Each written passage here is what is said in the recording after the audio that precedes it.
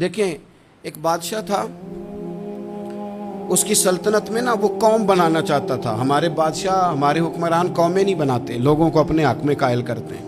اس لیے کبھی بھی ہمارے ملک میں قومی سوچیں عام نہیں کی جاتی، ذاتی سوچیں عام کی جاتی ہیں۔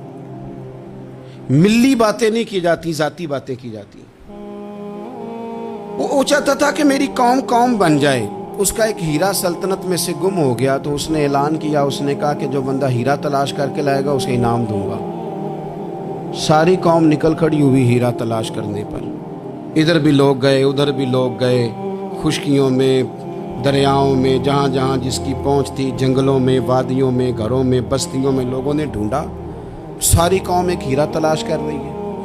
بالآخر سب لوگ جمع ہو گئے ایک میدان میں۔ ایک بندہ اوپر چڑھا بادشاہ کے پاس، وہ اونچی جگہ پہ کھڑا تھا۔ اس نے کہا جناب یہ ہیرا مل گیا ہے۔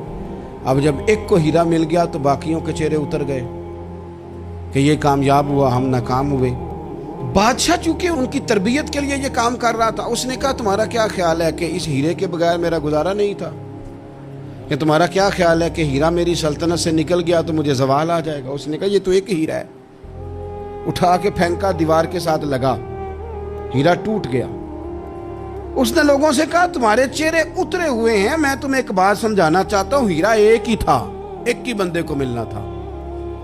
میں نے انعام کا اعلان تو یہ کیا تھا نا کہ جو ہیرا ڈھونڈ کے لائے گا اسے انعام دوں گا، لیکن اب میں تمہیں بتاتا ہوں کہ میں تم سب کو انعام دوں گا، اس لیے کہ ہیرا ایک تھا، ملنا ایک کو ہی تھا، سب کو مل سکتا نہیں، لیکن انعام اس لیے سب کو دوں گا کہ ہیرا ڈھونڈنے پر انعام نہیں دے رہا، میں کوشش کرنے پہ انعام دے رہا ہوں کہ تم نے کوشش تو کی، تم نکلے تو صحیح، جدوجہد تو کی۔ کچھ لوگ کہتے ہیں کہ ہمیں ہیرا مل بھی جائے، اور خدا کے بندے ہیرا ایک ہے، ہیرا ملنا کمال نہیں، محنت کرنا کمال ہے۔